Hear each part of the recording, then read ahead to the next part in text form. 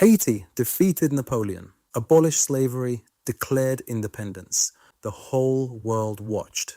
And then, one by one, every powerful nation made the same quiet decision. This new republic could not be allowed to survive.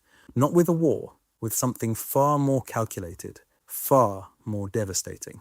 And the scars it left, they're still there today. Let's set the scene properly.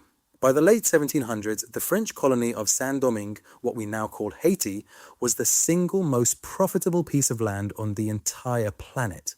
It produced 40% of Europe's sugar and more than half of its coffee. France was growing spectacularly, obscenely wealthy, and all of it, every grain of sugar, every coffee bean, was extracted from the labor of roughly 500,000 enslaved Africans, living in conditions so brutal, so deliberately dehumanizing, that the average enslaved person on that island died within 3 years of arriving. But in 1791, something extraordinary happened. The enslaved rose up. Led by the brilliant military strategist Toussaint Louverture, they fought back. Not just against France, but against British and Spanish imperial forces attempting to seize the colony for themselves. For 13 years they fought, outnumbered, outgunned, but absolutely unconquerably determined. And on the 1st of January 1804, Jean-Jacques stood before a new nation and declared independence.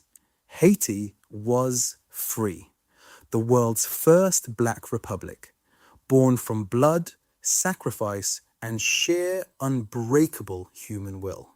Now, here is where the story becomes deeply, profoundly uncomfortable.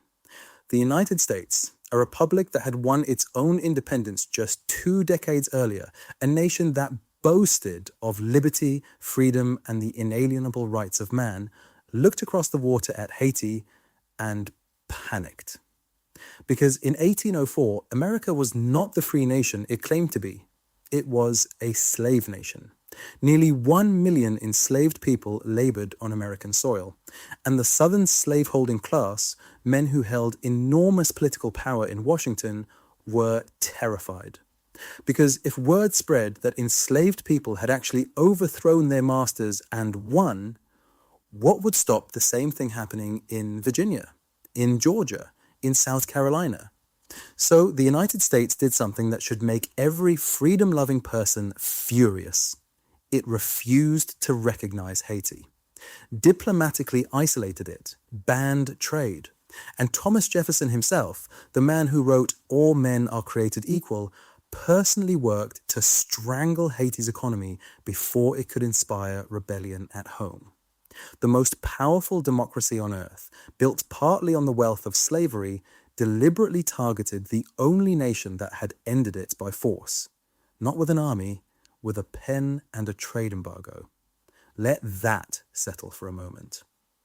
But America was not Haiti's only threat. In 1825, France sent warships into Haitian waters carrying a single, chilling ultimatum: pay us. France demanded 150 million gold francs.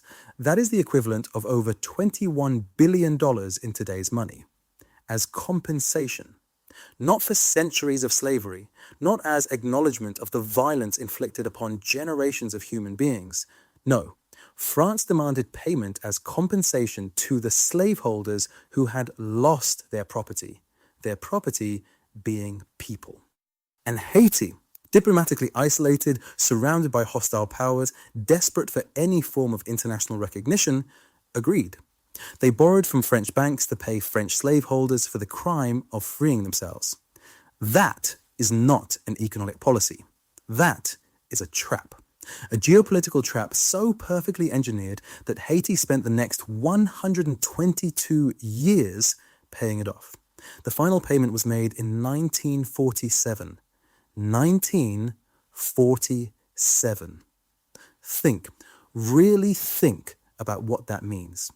Every school that wasn't built, every road not laid, every hospital left unfunded, every generation of Haitian children born into poverty, that poverty was not the result of their failure.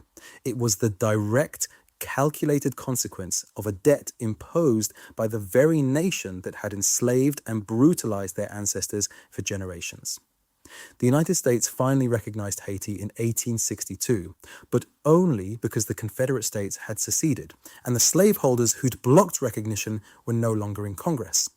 Even then, no reparations, no support, no acknowledgement of what had deliberately been done. Haiti did not lose its future through mismanagement or misfortune. Haiti's future was taken, methodically, strategically, by two of the most powerful nations on earth acting entirely in their own interest. And that is the historical equation most textbooks refuse to solve. The world's first Black Republic didn't fail. It was made to fail. The line between that 1825 debt and Haiti's reality today is not a dotted line, it is direct, it is unbroken, and it demands we look at it honestly.